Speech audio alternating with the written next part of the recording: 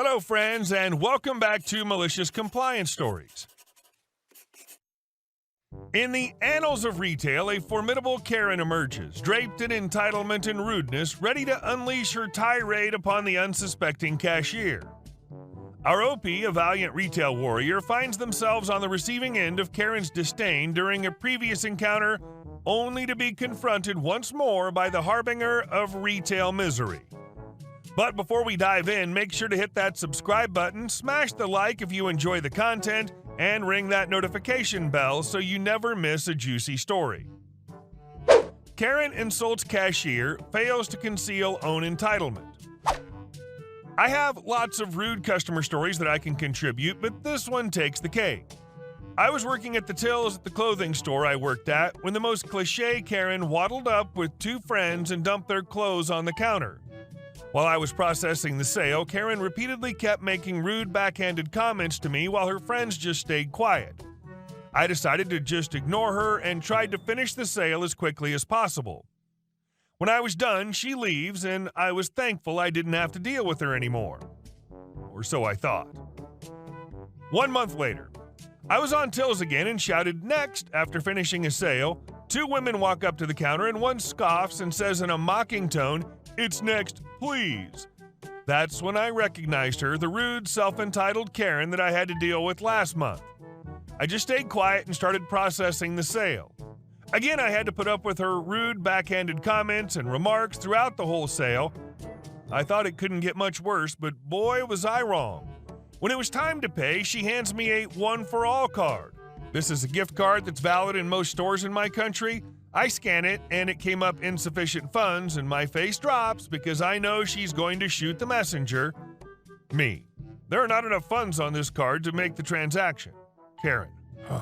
Well, how much is on it? Me. I don't know, it just says there's not enough. It doesn't say an amount. Karen puts on a tone that makes it sound like she was talking to a 5-year-old. Karen. Well, can you check? Me. No, sorry, we can't do that here. You'll have to check on the website. Karen scoffs, "This is ridiculous." Fine, never mind, I'll pay by cash. She snatches the gift card from my hand and takes out her purse and turns it upside down, and a stream of change and notes spill all across the counter. She then gives me a look that says, "What are you waiting for?" I was tired from my long shift and Karen was making me stressed, so I wasn't really thinking. I just wanted the sale to be over, so I took a note and opened the till. The entire time Karen's watching me like a hawk, looking from me to the money in my hand and back up to me. I take out the change and try to hand it to Karen. She looks at my hand in disgust. Karen, what the hell is that? Me. Your change? Karen, yeah, exactly. Why do I have change? Couldn't you have just counted out the exact amount from this? She gestures at the hundreds of coins on the counter. Me. Oh, sorry, I didn't think. Karen, yeah, exactly, you didn't think. Normally when something like this happens, we're supposed to get the supervisor to open the till and redo the cash part of the transaction, and it would be an easy fix to the problem. But I wasn't about to do her any favors. I started to wonder why she never said anything when I picked up the note in the first place, because she very clearly saw me. But then I realized that she wanted me to make this mistake.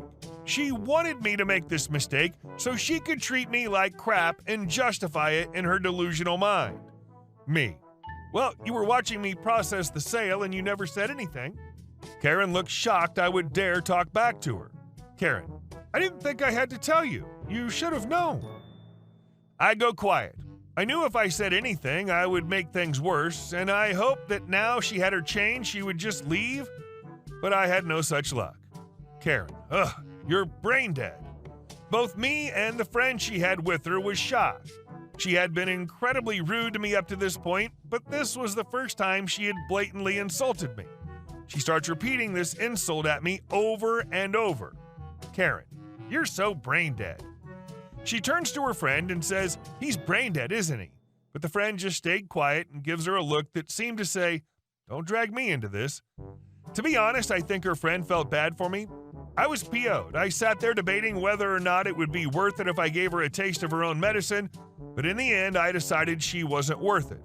This was my very first job, and I didn't want to get fired from it. She started clearing the change off the counter into her purse, and while she did it, she continued to mutter about how brain dead I was. When she was finished, she grabbed her shopping and stormed off, and I haven't seen her since. And our second story. HOA president wanted to tow my fire truck. So I'm a volunteer firefighter in the state of Ohio. I live in an area on the edge of town which is owned by a HOA. Now, as a volunteer firefighter, I'm authorized by state law and my chief to run lights and sirens to calls in the station. As far as I'm aware from the class I took, this was several years ago, state law requires me to be using sirens whenever my emergency lights are on. The HOA bylaws prohibit loud noise between 10 p.m. and 6 a.m. Monday through Saturday and 9 p.m. to 8 a.m. Sunday. It also prohibits overly loud vehicles.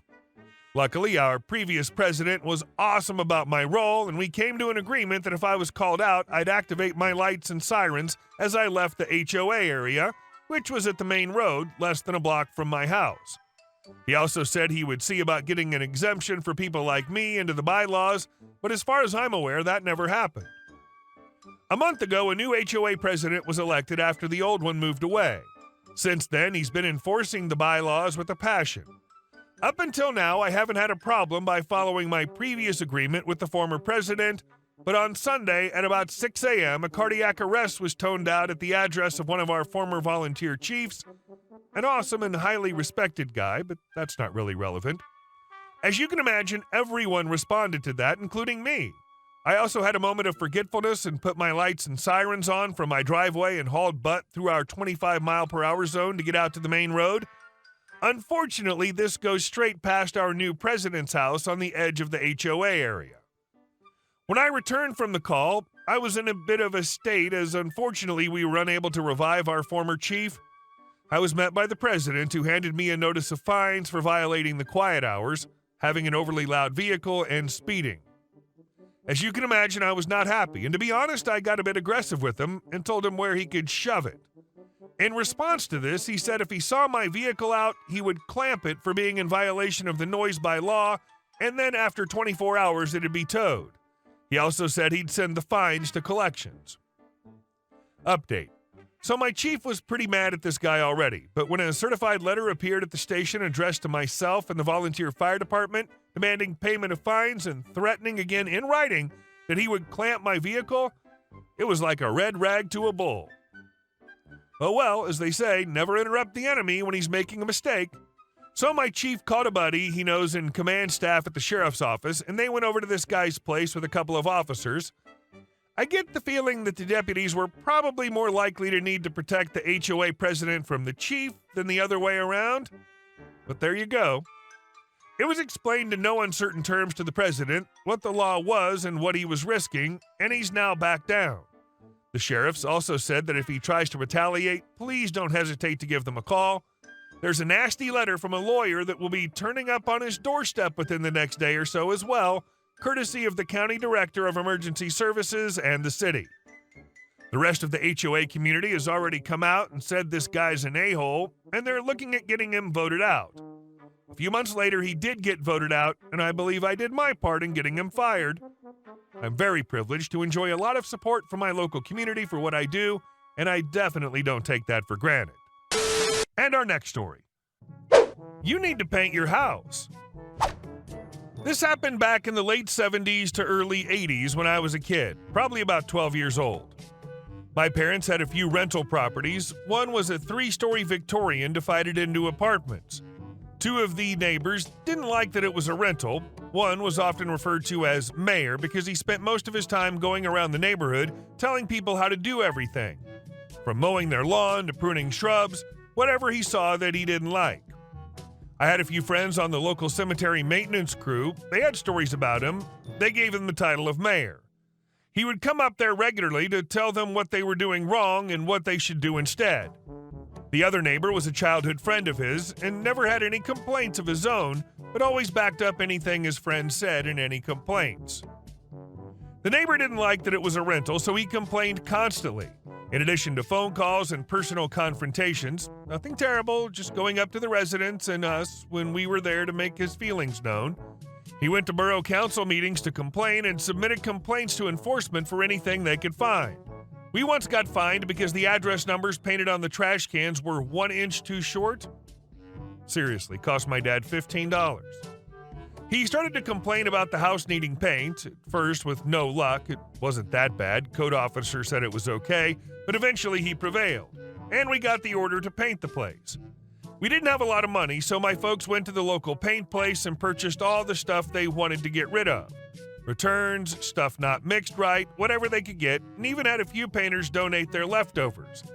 I spent hours in the sun hand mixing the paint that was poured into a huge trash can, and once it was mixed, it was poured back into the cans ready to paint the house. Turned out to be a bright pink. We started to paint the place. The color was not well received, not at all. The neighbor and his friend went to the borough council meetings to get it stopped. They complained to the code compliance people. The answer? There's nothing in the code that states what color a house has to be painted, only that it must be reasonably maintained, or some similar words. They also said that you asked for the house to be painted, you got what you asked for. He lived next to that place for many years after he got what he asked for. Kudos to your parents for making the most of what they had and turning a potentially stressful situation into a colorful statement. And our last story. HOA president's scheme to boost Marina business backfires. My boss lives on a lake and has his own boat and dock. Shortly after a new HOA president was elected, the board voted on some rule that changed how wide/long private docks could be. Complying with the new bylaw would have made my boss's boat too big for the dock, so he refused. After months of getting fined and fighting with the HOA, he finally gave in and spent thousands of dollars redoing his dock to make it within compliance. 2 months later, the HOA passed another bylaw, this time limiting the size of watercrafts that could be kept in private docks. Once again, my boss's boat was in violation. He fought the HOA tooth and nail and eventually just paid the monthly fine for being in violation.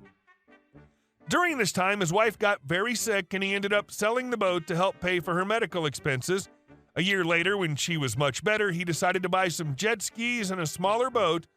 Shortly thereafter, the HOA passed yet another bylaw that restricted what kinds of motorized vehicles, land and water, could be kept on residents' property. This time, other homeowners complained loudly and the HOA president eventually resigned. Shortly after the new president took over, it was discovered that the owner of a nearby marina had been paying the old HOA president to pass these stupid bylaws so that boat owners in the HOA would start storing their boats at his marina instead of in their own docks. Hey guys, thank you all for watching the video. I'll see you in the next one.